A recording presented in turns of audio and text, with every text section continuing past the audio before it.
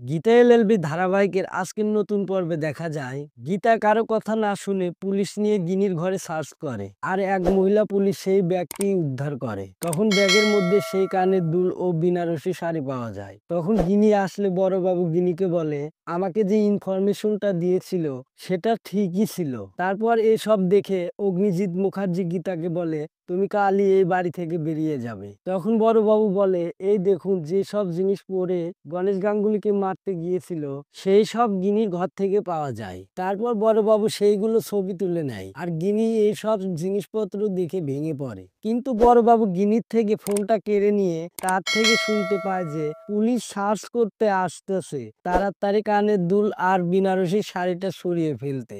এগুলো জানার পর গীতা অগ্নিজিৎ মুখার্জির উপর রাগ করে বাড়ি থেকে বেরিয়ে যায়। এদিকে কাবিয়া বাড়ি ফিরলে পদ্মকে অনেক কথা শোনায় আর কাবিয়া পদ্মকে বলে, আমি গীতাকে স্বস্তিকের জীবন থেকে সরিয়ে দিয়ে স্বস্তিককেই বিয়ে করব। তখনই বনি কাবিয়াকে ফোন করে জানায় গিনির ঘর থেকে ওই সব জিনিসপত্র পাওয়া গেছে।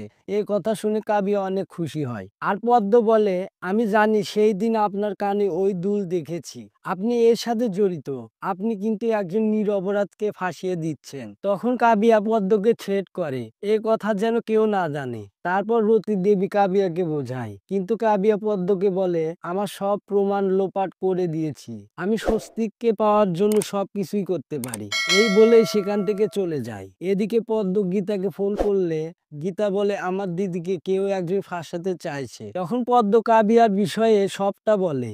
এই সবের পিছনে কাবিয়া জড়িত। তাহলে বন্ধুরা কি হতে চলেছে আগামী পর্ব দেখতে হলে আমাদের চ্যানেলটি সাবস্ক্রাইব করে সাথেই থাকুন।